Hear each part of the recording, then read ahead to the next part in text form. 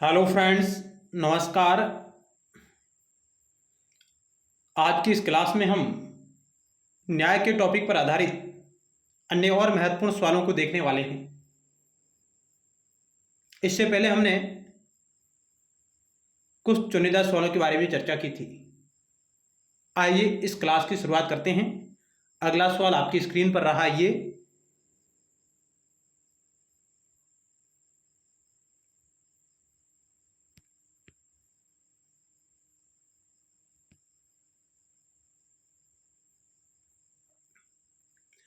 Ten number सवाल। इससे पहले हम पार्ट 1 में उन सवालों के बारे में चर्चा कर चुके हैं। पाश्चात्य राजनीतिक चिंतन में न्याय की व्याख्या सर्वप्रथम किस विचारक ने की थी? संत ऑगस्टाइन, अरस्तु, प्लेटो, एक्विनास। तो इस प्रश्न का उत्तर राइट होगा ऑप्शन सी, प्लेटो ने। पाश्चात्य राजनीतिक चिंतन में न्याय की व्याख्या सर्वप्रथम प्लेटो ने की थी अपनी पुस्तक रिपब्लिक में।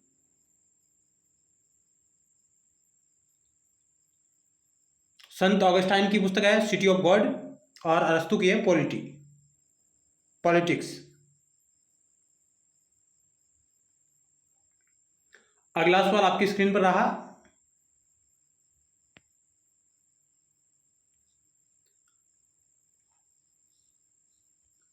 जॉन रॉल्स मूल अनुबंध को एक ऐसे अनुबंध के रूप में मानते हैं जो हैं, यानी कि जॉन रॉल्स का न्याय सिद्धांत है जहां मूल अनुबंध के बारे में बात कही गई है।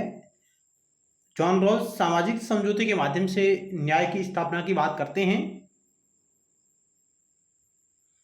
तो ऑप्शन है कि किसी विशेष समाज में प्रवेश करना, एक विशेष प्रकार की सरकार स्थापित करना, समाज के मूल ढांचे के लिए न्याय के सिद्धांतों की स्थापना करना, नैतिकता की विषय वस्तु स्थापित करना। यानी कि जॉन रॉल्स मूल अनुबंध को एक ऐसे अनुबंध के रूप में मानते हैं जो किस प्रकार की बात करता है।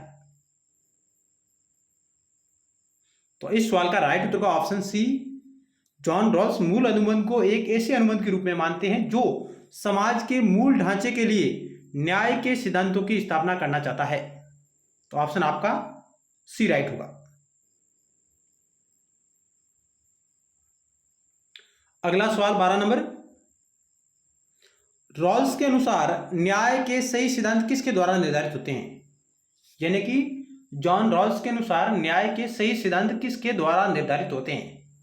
ईश्वर के द्वारा, प्रकृति के द्वारा, समाज की परंपराओं के द्वारा, एक काल्पनिक स्थिति में तर्कसंगत व्यक्ति द्वारा किया जाने वाला चुनाव।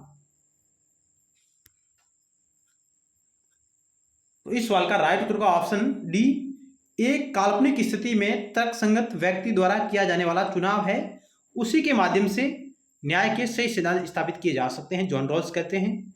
जॉन रॉल्स का अज्ञानता का सिद्धांत है न्याय की स्थापना के संदर्भ में। अगला सवाल 13 नंबर आपकी स्क्रीन पर रहा। अज्ञानता के आवरण का उद्देश्य क्या है? अज्ञानता का आवरण शब्दावली का संबंध जॉन रॉल्स के न्याय सिद्धांत से है।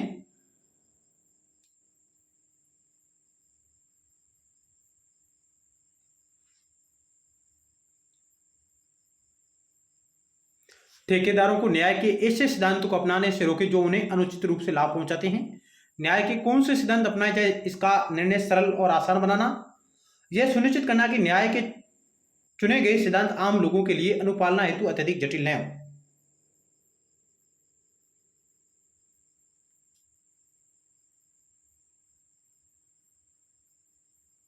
तो अज्ञानता के आवरण का मुख्य उद्देश्य क्या है?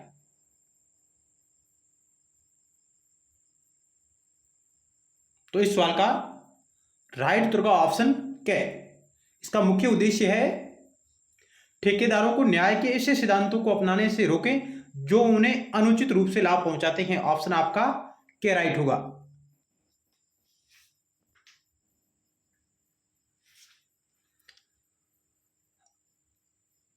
अगला सवाल 14 नंबर। रॉल्स मूल स्थिति में पक्षों की कल्पना इस प्रकार करते हैं। जॉन रॉल्स का नया सिद्धांत है जिसमें मूल स्थिति ओरिजिनल पोजीशन है, जिसमें वे पक्षों की कल्पना किस प्रकार करते हैं? परोपकारी, द्वेषपूर्ण, परस्पर उदासीन, लालची व अहंकारी।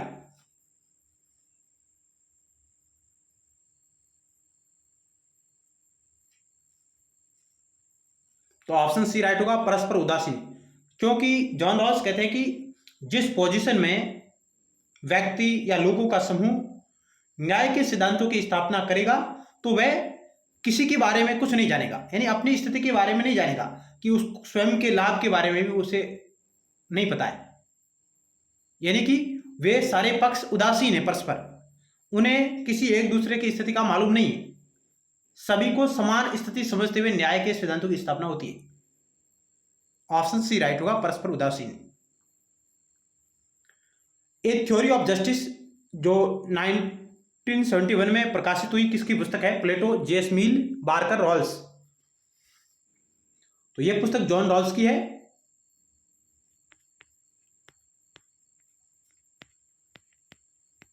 जिसमें जॉन रॉल्स अपना न्याय सिद्धांत प्रतिपादित करते हैं, theory of justice. Option D right होगा। अगला सवाल है, रॉल्स अपने सिद्धांत को इस प्रकार संदर्भित करते हैं, यानी जॉन रॉल्स अपने सिद्धांत को किस प्रकार संदर्भित करते हैं? समानता के रूप में न्याय, निष्पक्षता के रूप में न्याय, न्याय स्वतंत्रता के रूप में, उपरोक्त में से कोई नहीं। इस सवाल का राइट उत्तर होगा ऑप्शन बी। जॉन रॉल्स अपने न्याय सिद्धांत को निष्पक्षता के रूप में स्वीकार करते हैं, संदर्भित करते हैं।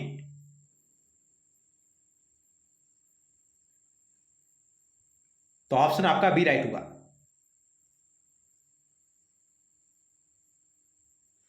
निम्न में से सत्य कथन का आपको चयन करना है। चार ऑप्शन आपके समक्ष रहे। पहला कथन है कि रॉल्स उपयोगितावाद पर इस आधार पर आपत्ति करते हैं कि यह व्यक्तियों के बीच भेद को गंभीरता से नहीं लेता। ऑप्शन टू है, रॉल्स का दावा है कि असमानता तब तक अन्यायपूर्ण है जब तक कि इससे सबसे कम सुविधा प्राप्त लोगों को लाभ न पहुंचे।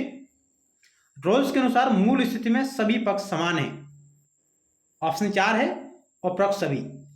आपको इनमें से सत्य कथन का चयन करना है।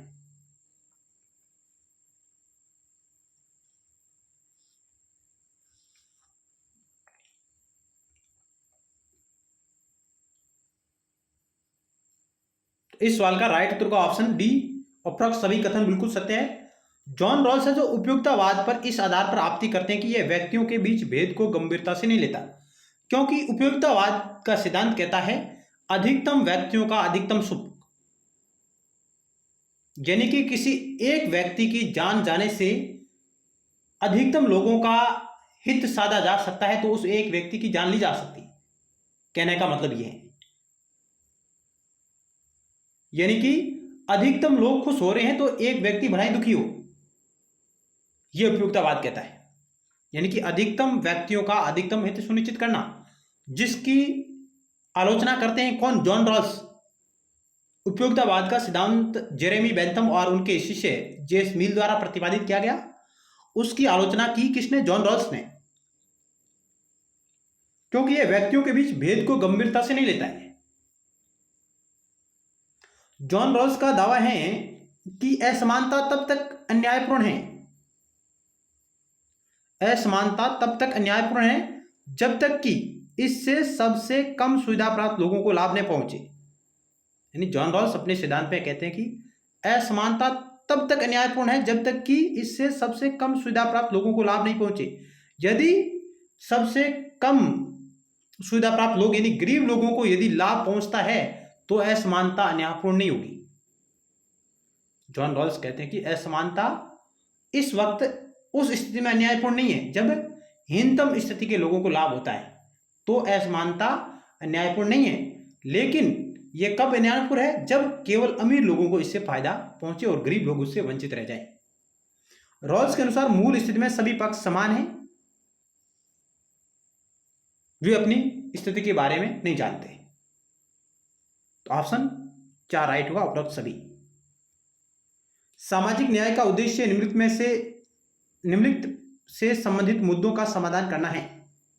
सामाजिक और आर्थिक परिवर्तन, राजनीतिक लोकतंत्र, व्यक्तिगत स्वतंत्रता, उपरोक्त सभी। तो ऑप्शन आपका डी राइट होगा। इन सभी मुद्दों का समाधान करना है। सामाजिक और आर्थिक परिवर्तन के बारे में, राजनीतिक लोकतंत्र की स्थापना, व्यक्तिगत स्वतंत्रता इत्यादि ये सामाजिक न्याय के मुख्य विषय हो सकते हैं।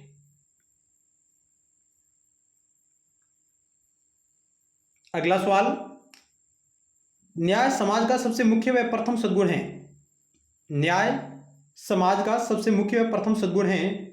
सुप्रसिद्ध कथन है जॉन रॉल्स का, अर्नेस्ट बार्कर का, सीले का, व्लादिमीर लेनिन का। न्याय समाज का सबसे मुख्य व प्रथम सद्गुण है, यह कथन किसका है? तो यह है जॉन रॉल्स का। ऑप्शन ए राइट होगा। ए थ्योरी ऑफ जस्टिस 1971। न्याय समाज का सबसे मुख्य व प्रथम सद्गुण है, यह कथन जॉन रॉल्स का है। अगला सवाल है, अज्ञानता के पर्दे सिद्धांत के प्रतिपादक कौन है?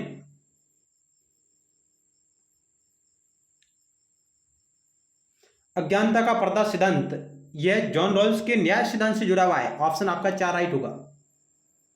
वेल ऑफ इग्नोरेंस, अज्ञानता का पर्दा, जॉन रॉल्स के न्याय सिद्धांत से संबंधित है।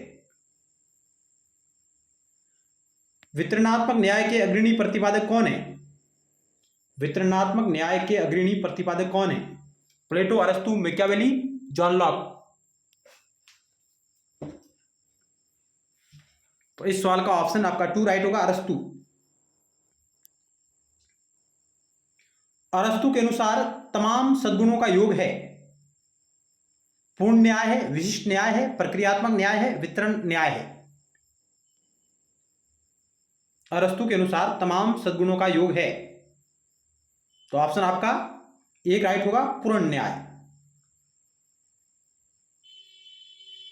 अरस्तु न्याय के 2 प्रकार बताता है। की पॉइंट है, एक पूर्ण न्याय की बात करता है और एक है विशिष्ट न्याय। अरस्तु ने विशिष्ट न्याय के 2 उपभाग बताता है, वितरणात्मक न्याय और सुधारात्मक न्याय। आप इन पॉइंटों को भी ध्यान में रखिएगा। अरस्तु न्याय के 2 प्रकार बताता है, पूर्ण न्याय और विशिष्ट न्याय। अरस्तु विशिष्ट न्याय के 2 भाग बताता है, वितरणात्मक न्याय और सुधारात्मक न्याय।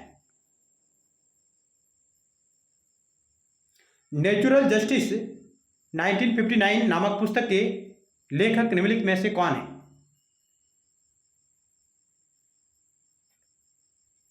Option A Polemarchus, Chapman, Robert C Tucker, S C Marshall. Natural justice प्राकृतिक न्याय नामक पुस्तक किसने लिखी है?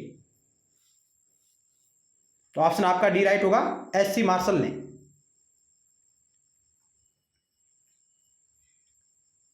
अगला सवाल 24 नंबर, न्याय एक कृत्रिम वस्तु है, वह परंपरा की उपज है, यह कथन निम्नलिखित में से किस विद्वान का है? न्याय एक कृत्रिम वस्तु है, वह परंपरा की उपज है, यह कथन निम्नलिखित में से किस विद्वान का है? थ्रेसिमैक्स, पॉलीमार्कस, जॉन रॉल्स, ग्लूकोन। तो ऑप्शन आपका डी राइट होगा, ग्लूकोन का यह कथन है।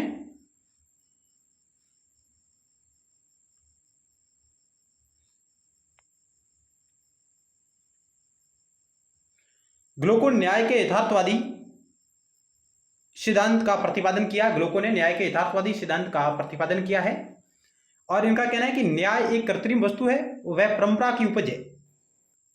इनके अन्य कथन हैं, न्याय भय की संतान है,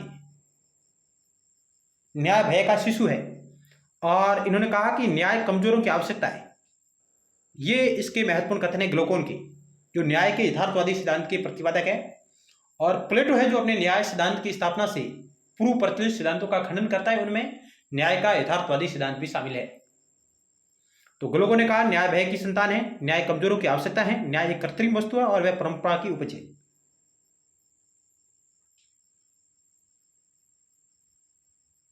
न्याय के उग्रवादी सिद्धांत के समर्थक हैं, जिनका मानना है कि न्याय बलवाना का हित है, यह कथन निम्नलिखित में से किस विद्वान का है?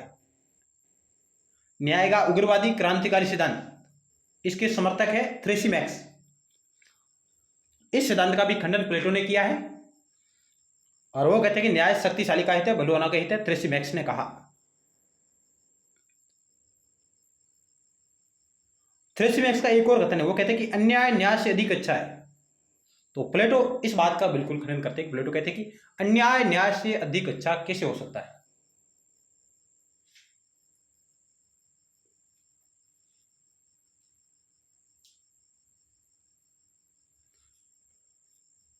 न्याय का जो परंपरावादी सिद्धांत है जिसका भी खंडन प्लेटो ने किया है, इसके प्रतिपादक थे सिपेलस और उनका ही पुत्र पोलीमार्कस। सेफालस कहते हैं कि सत्य बोलना और ऋण चुकाना ही न्याय है, मित्र के साथ मित्रता और दुश्मन के साथ दुश्मनता ही न्याय है, यह कथन है सेफालस का। और पोलीमार्कस कहते हैं कि प्रत्येक व्यक्ति को उनका उचित अधिकार देना ही न्याय है। इनका भी खंडन प्लेटो ने किया है। अगला 26 नंबर सवाल है, सामाजिक न्याय की अवधारणा की प्राथमिक रूप में निम्नलिखित में से किस विचारधारा से जोड़ा जा सकता है। यानी कि सामाजिक न्याय को प्राथमिक रूप से, मुख्य रूप से किस विचारधारा के साथ जोड़ा जा सकता है। गांधीवाद, समाजवाद, अराजकतावाद, समुदायवाद। तो इसका उत्तर होगा ऑप्शन सी, समाजवाद के साथ। मुख्य रूप से सामाजिक न्याय समाजवाद से जुड़ा हुआ है। अगला है, भारत में सामाजिक न्याय की अवधारणा को संविधान के किस भाग में प्राथमिक रूप से महत्व प्रदान किया गया। भाग 3, भाग 4, भाग 3 में 4, भाग 20। भारत में सामाजिक न्याय की अवधारणा को संविधान के किस भाग में प्राथमिक रूप से महत्व प्रदान किया गया है।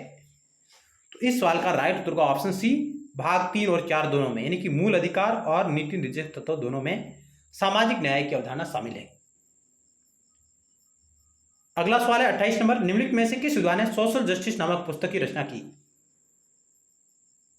सोशल जस्टिस नामक पुस्तक के लेखक कौन है। David Miller, John Ross, Cicero, Nozick.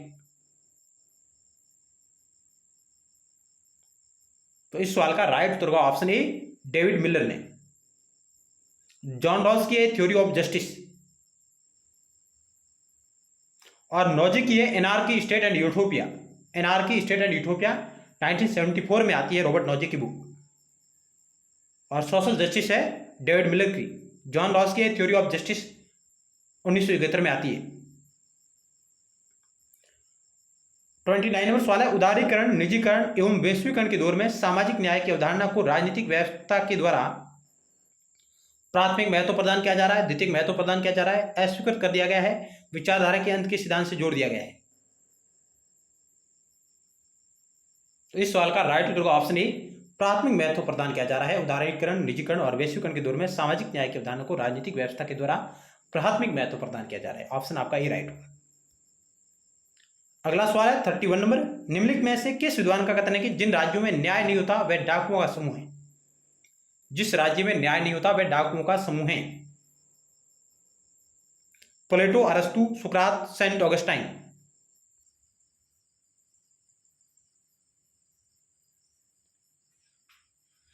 इस सवाल का राइट उत्तर होगा ऑप्शन डी, सेंट ऑगस्टाइन का यह कथन है कि जिन राज्यों में न्याय नहीं होता वह डाकुओं का समूह है। 32 नंबर सवाल, किस विद्वान ने वितरणात्मक न्याय के सिद्धांत को व्यवस्थित रूप में विकसित किया। यानी कि वितरणात्मक न्याय के सिद्धांत को व्यवस्थित रूप में किसने व्यवस्थित किया। अरस्तु, गांधी, प्लेटो, एम एन रॉय। तो यह है अरस्तु का, ऑप्शन बी राइट होगा, अरस्तु।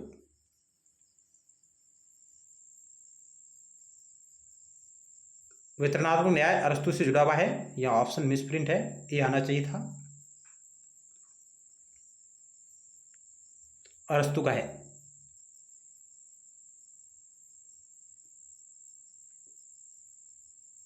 निम्नलिखित में से किस विचारक ने न्याय के ज्यामितीय स्वरूप को स्वीकार किया है। बेंथम, जेएस मिल, अरस्तु, मार्क्स।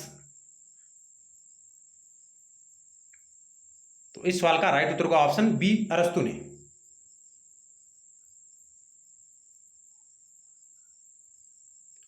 अगला सवाल है, निजी संपत्ति सामाजिक न्याय का मांग है।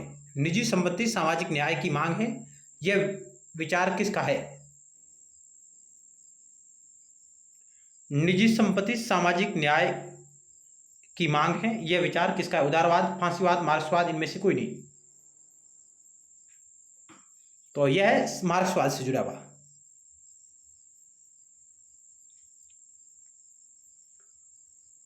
थर्टी 34 नंबर सवाल, सामाजिक न्याय की अवधारणा का स्थान किस विचारधारा के अंतर्गत स्वीकार नहीं किया गया। फांसीवाद, माओवाद, सर्वसत्ताधिकारवाद। ऑप्शन डी राइट होगा, ये सभी। यानी कि सामाजिक न्याय की अवधारणा इन विचारधाराओं के अंतर्गत शामिल नहीं हो सकती, फांसीवाद, माओवाद और सर्वसत्ताधिकारवाद के अंतर्गत। तो ऑप्शन डी राइट होगा।